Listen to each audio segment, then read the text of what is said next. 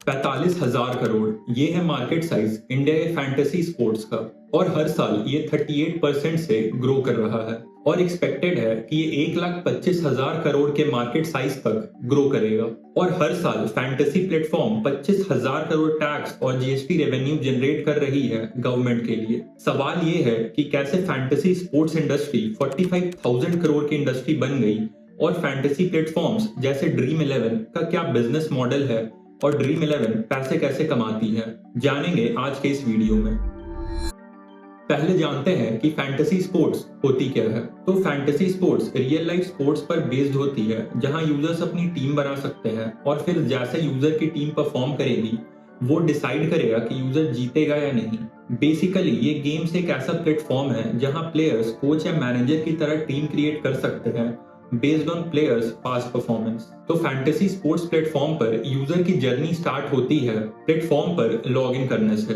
फिर user contest फी देकर contest join करता है, फिर अपनी टीम क्रिएट करता है, फिर स्पोर्ट्स देखता है और गेम के एंड में ये प्लेटफॉर्म्स सारे यूजर को एक पॉइंट देती है बेस्ड ऑन उनकी सिलेक्टेड टीम का परफॉर्मेंस। और फिर ये प्लेटफॉर्म्स एक लीडर बोर्ड क्रिएट करती हैं जिसके बाद प्राइज मिलता है और ये ऐसे ही चलता है। इंडिया में क्रिकेट की पॉपुलैरिटी की वजह से लोग फैंटेसी स्पोर्ट्स खेलना स्टार्ट करते हैं और साल में हर टाइम क्रिकेट तो होता नहीं है। जैसे कि देखो आईपीएल का फाइनल मई एंड में होगा, इसके बाद ऑलमोस्ट 1 महीने का ब्रेक है इंडिया के नेक्स्ट मैच में। तो इस गैप में जो यूजर पहले क्रिकेट में अपनी फैंटेसी टीम क्रिएट कर रहा था अब वो दूसरे स्पोर्ट्स को भी ट्राई करेगा और इस नए गेम में जीतने के लिए वो गेम के बारे में पढ़ेगा, रूल्स देखेगा, तो यूजर नए स्पोर्ट्स के साथ इंगेज करेगा। इससे स्पोर्ट्स की पॉपुलैरिटी भी बढ़ेगी और यूजर अब इस नए स्पोर्ट्स को भी फॉलो करने लगेगा। तो ये फैंटेसी स्पोर्ट्स प्लेटफॉर्म की वजह से और स्पोर्ट्स को भी पॉपुलैरिटी मिल रही है। इंडिया का फैंटेसी स्पोर्ट्स मार्केट 45,000 करोड़ का है और ये फास्टेस्ट ग्रोइंग मार्केट है। और ड्रीम 11 सबसे पहले स्टार्ट हुई थी 2008 में। फिर इस इंडस्ट्री की ग्रोथ को देखकर और भी स्टार्टअप आ गए। ड्रीम 11 के पास 150 मिलियन यूजर्स है, एमपीएल के पास 99 मिलियन यूजर्स है, माई 11 सर्कल जिसके पास 50 मिलियन यूजर्स है और ये है इंडिया के 3 major player fantasy sports market के। तो ड्रीम 11 के पास फर्स्ट मूवर एडवांटेज है, तो इसी वजह से ड्रीम 11 फैंटेसी स्पोर्ट्स मार्केट के लीडर है 55% मार्केट शेयर के साथ। फिर एमपीएल का है 15% और बाकी सारे ऐप का कंबाइंड 30% शेयर है। ड्रीम 11 ने फाइनेंशियल ईयर 23 में लगभग 6,000 करोड़ का रेवेन्यू किया था, जिसमें से 188 करोड़ का प्रॉफिट था। लेकिन कैसे? क्योंकि आपने तो देखा होगा ड्रीम 11 पैसे देती है, तो फिर सवाल ये है कि ड्रीम 11 ने कैसे 188 करोड़ का प्रॉफिट कर लिया। ड्रीम 11 का क्या बिजनेस मॉडल है कि 3,000 करोड़ मार्केटिंग में खर्च करने के बाद भी ये एक प्रॉफिटेबल स्टार्टअप है। इसके पहले समझते हैं ड्रीम 11 काम कैसे करता है। मान लेते हैं कि यूजर है आरीन जो कि है सीएसके का फैन और आरीन एक्साइटेड है सीएसके वर्सेस आरसीबी मैच के लिए। तो आरीन सोचता है कि क्यों ना ड्रीम 11 ट्राई किया जाए। तो सबसे पहले ड्रीम 11 ऐप पर कॉन्टेस्ट चूज करना होगा, मतलब कौन से कॉन्टेस्ट में मैं अपनी टीम बनाऊंगा और खेलूंगा। तो देखो यहाँ बहुत सारे कॉन्टेस्ट है, जैसे कि 1 रुपए का भी है, 500 का है, 10,000 का है और 25,000 का भी है। तो अब मुझे कोई कॉन्टेस्ट चूज करना होगा और सारे कॉन्टेस्ट का प्राइस भी अलग अलग है। मान लो मैंने ये 39 वाली कॉन्टेस्ट ज्वाइन कर ली, इसमें अराउंड 54 लाख स्पॉट है, मतलब इतने प्लेयर्स खेल सकते हैं। इसके बाद टीम बनाना होगा।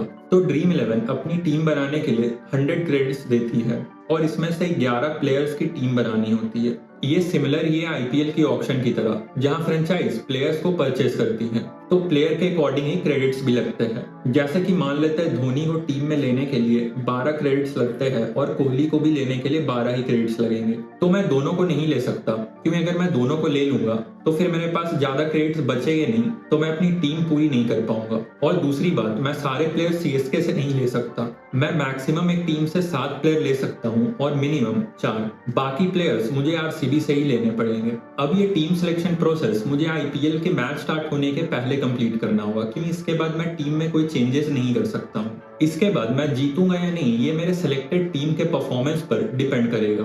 यहाँ ड्रीम 11 एक ऑर्गेनाइजर की तरह काम कर रही है जो अलग अलग कॉन्टेस्ट ऑर्गेनाइज कर रही है और यूजर्स अपने अकॉर्डिंग अलग अलग कॉन्टेस्ट में खेल सकते हैं। तो देखो मैंने 39 वाली कॉन्टेस्ट में अपनी टीम बनाई थी और इसमें टोटल राउंड ऑफ कर लेते हैं तो 50 लाख प्लेयर्स हैं कॉन्टेस्ट की एंट्री फीस हो गई 39 रुपीज, प्लेयर्स है 50 लाख और इसमें विनिंग रेट 60% का है। मतलब टॉप 60% को कुछ ना कुछ प्राइज मिलेगा। तो मतलब रैंक 1 से लेकर 30 लाख रैंक तक के प्लेयर जीतेंगे। रैंक 1 को हाईएस्ट मिलेगा जो कि 1.5 करोड़ है और ये प्राइज मनी कम होते जाएगा जैसे रैंक बढ़ेगी। अब देखो ये रैंक कैसे कैलकुलेट हो रही है। जो मैंने टीम बनाई उसमें अगर कोई प्लेयर 1 रन स्कोर करेगा तो मुझे 1 पॉइंट मिलेंगे और अगर 1 विकेट लेगा तो 25 पॉइंट मिलेंगे और 1 कैच लेने पर 8 पॉइंट्स मिलेंगे।